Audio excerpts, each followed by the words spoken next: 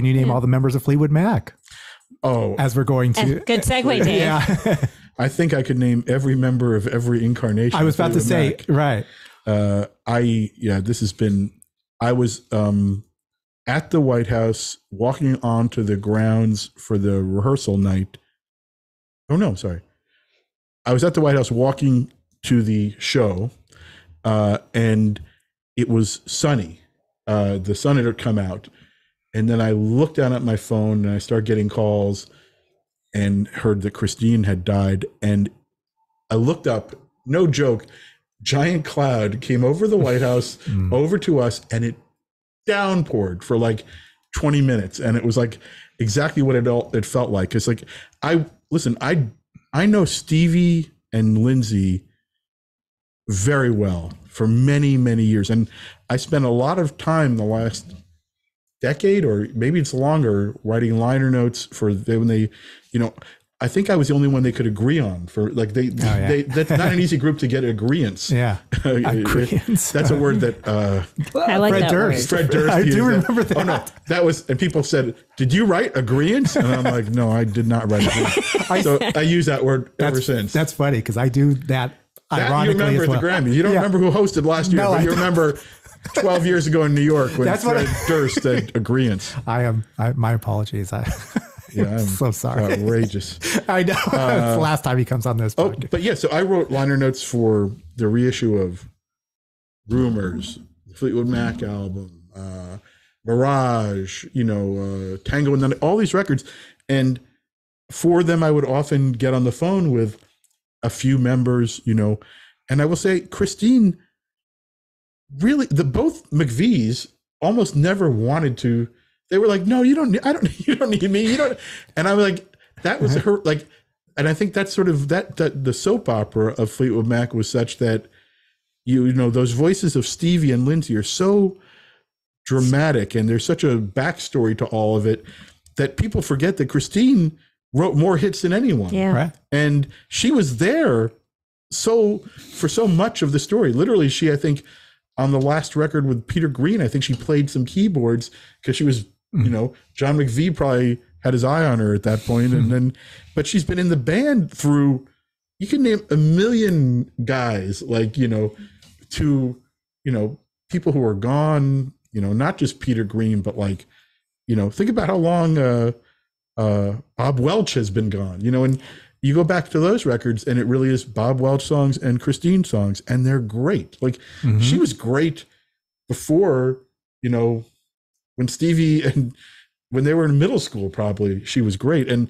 I've always thought that the single most gracious decision, and I'm glad I got to talk to her about this and tell her what I thought, but the most gracious act of behavior in any music group's history was when Lindsay said, "Yeah, I'll join if my girlfriend can be in the band."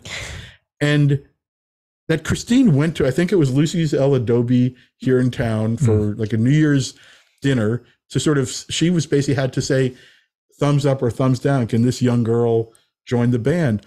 And to think about what Stevie Nicks looked like, the obvious star power that she was giving off, and for Christine McVie to go, "I like her. I like that girl. Absolutely. Let's have her in the band." I think there's almost no, it's like, and it went right all the way through.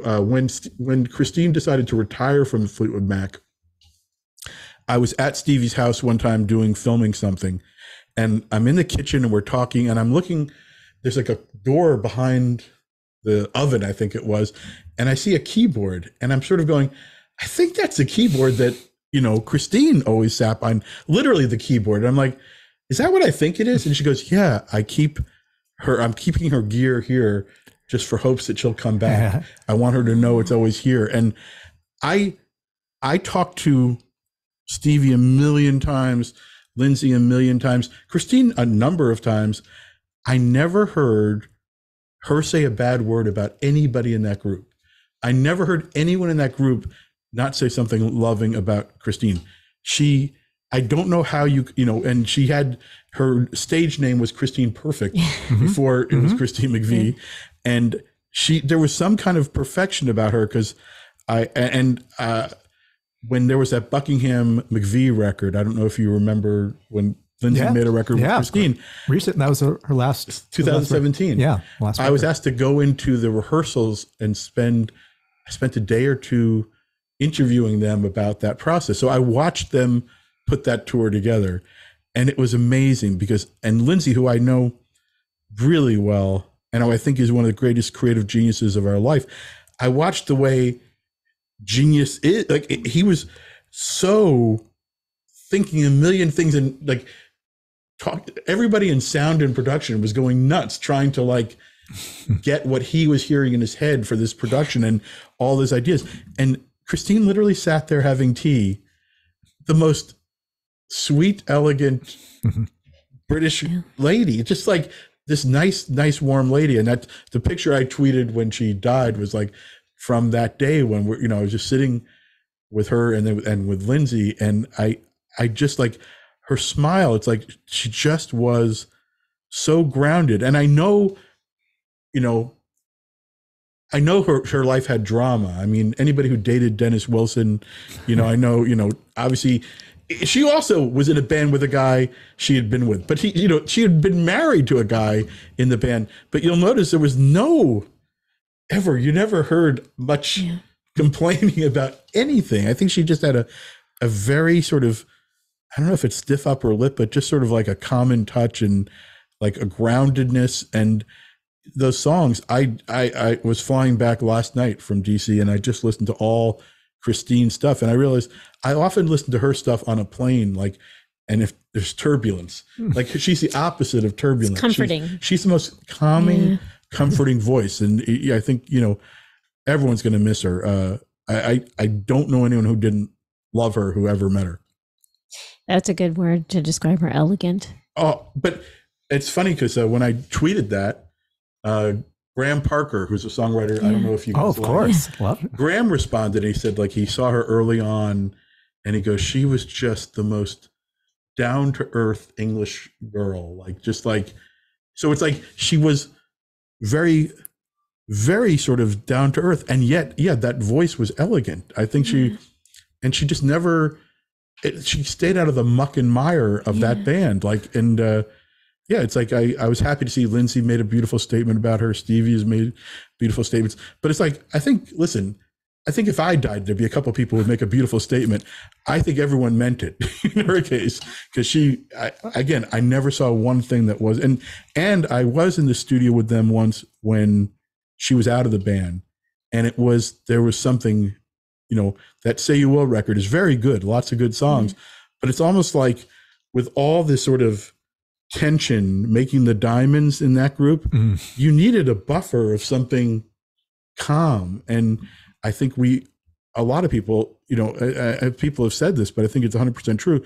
It's hard to be as big, as popular as she is and still underrated. And I think she is underrated. Well, I can't think of another. I was racking my brain trying to think of someone else, some other musician who played a part like that, where she was, even though she had the majority of the greatest hits, she was like a secondary performer in the band.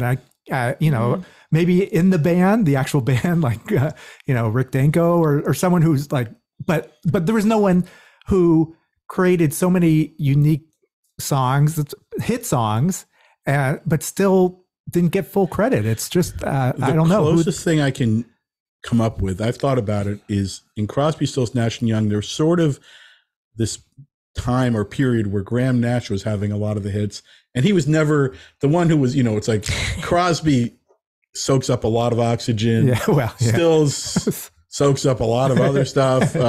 Neil Young steps into it, and it's bigfooting the whole enterprise. But that's the only thing that even comes close. And for the amount of years that Christine did it, like, Christine was like the dominant writer for like before they came along. And who else sort of goes, oh yeah, please come take my band and get all the attention. And I'll just keep writing the songs that actually are popular. I will, again, like the sisterhood of Christine and Stevie was remarkable. And Stevie always referred to Christine, to me, as our hit maker. Like, she called, she always said, like, and Lindsay told me, which is true if you go back to it, that like in the periods where Stevie was like a little bit more estranged, at least from Lindsay, and not like in particular, I think it was on, I think it was on, well, maybe Mirage or maybe Tango, but he would explain that Christine could, if you didn't have Stevie in there, she could sort of sing in a Stevie-ish way. Like she was so good at like, and he's obviously such a great producer that like they had periods where they were trying to cover up from the relative lack of Stevie in the studio. Yeah. But in any case, she was amazing. And I did get to tell her that.